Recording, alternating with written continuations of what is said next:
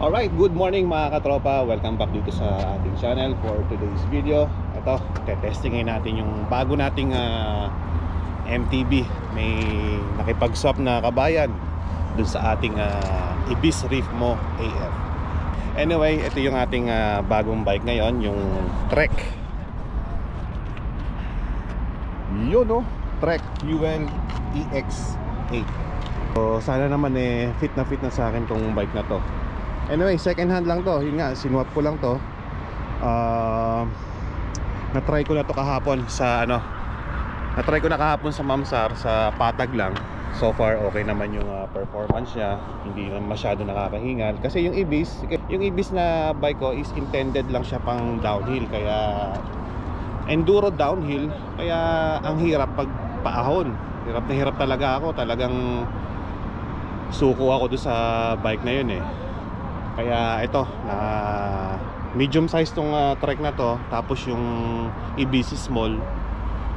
Actually kahit small, kahit yung hardtail ko na silverback nun, small size yun, komportable naman ako. Tapos yung Ibis nga small, komportable naman ako. Kaya lang talagang naengganyo lang ako bilhin dahil gusto ko talaga magkaroon ng full sus na MTB. Kaya binili ko yon. Hindi ko naman alam ang difference sa mga cross country bike, enduro bike, trail bike. Basta ang gusto ko full sus na po pwede ako sa dito sa Mushrif. Ngayon, ayun, okay naman siya sa Mushrif yung Ibis. Basta maganda siya sa palusong. At pagpaahon talagang hirap, tsaka sa patag. Talagang intended siya sa downhill. So ito, cross country bike to, na trail bike, hindi siya full enduro. So sana naman maging maganda ang performance ito at hindi tayo masyadong malaspag o hingalin. Anyway, time check, 6:45 ng umaga. Ganda-ganda ang panahon, malamig na. Kaya ang sarap na talagang magbike dito. Alright, let's go. Marami ng tao akong nakitang pumasok. Kahit weekdays talagang marami pumupunta na dito. Maganda na kasi ang panahon.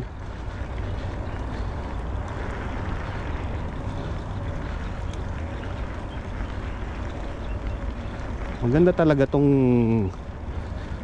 ano na to, yung ganitong bike. Hindi siya mahirap sa hindi siya mahirap sa patag.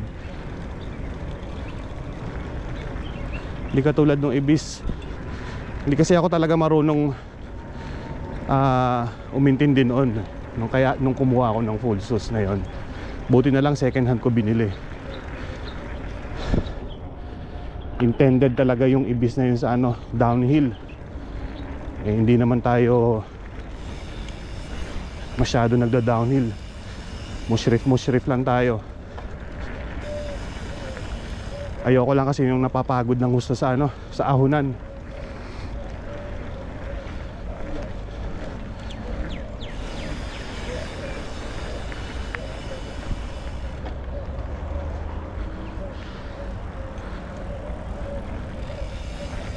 Tamang chill ride lang tayo.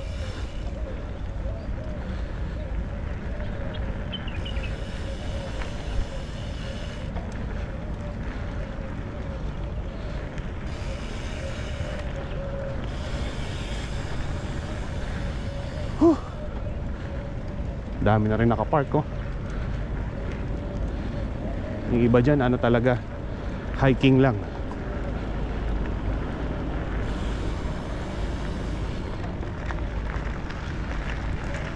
Morning.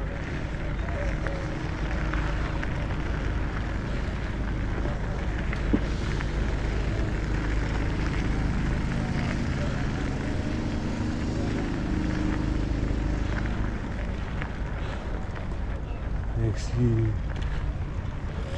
Morning.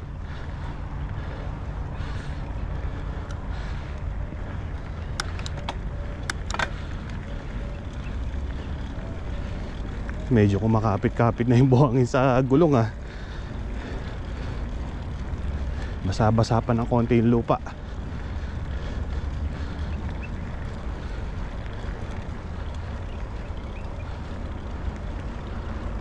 Huh.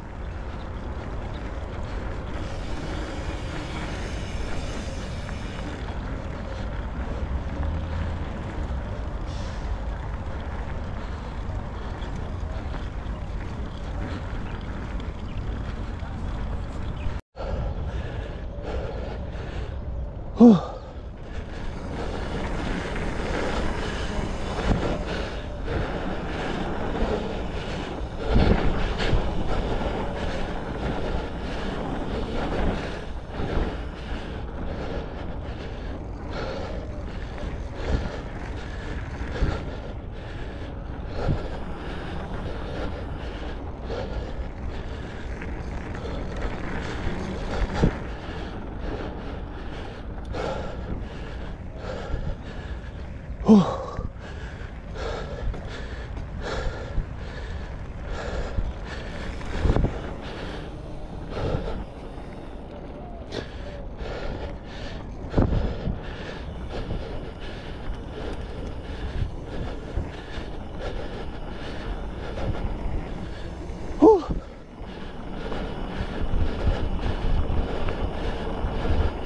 All right.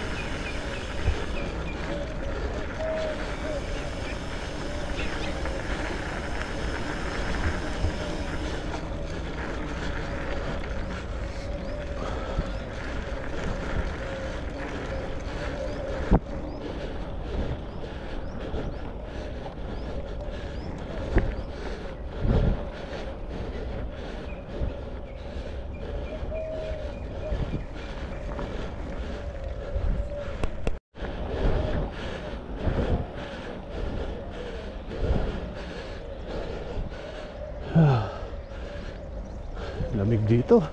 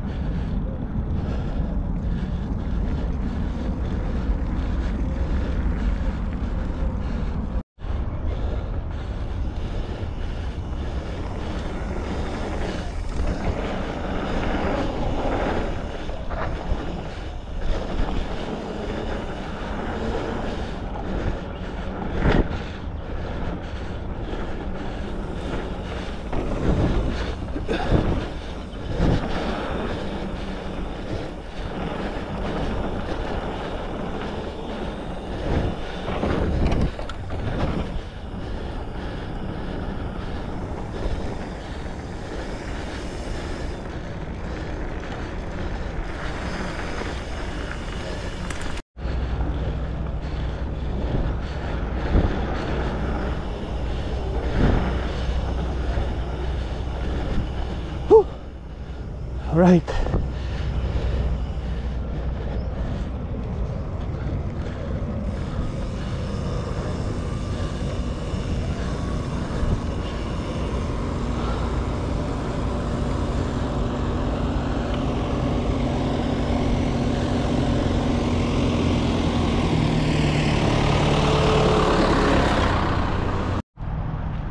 Alright mga katropa, ito natapos na tayong mag-trail. So sinubukan ko lang talaga siya sa paahon tsaka siyempre sa palusong. May paahon, may palusong din siyempre.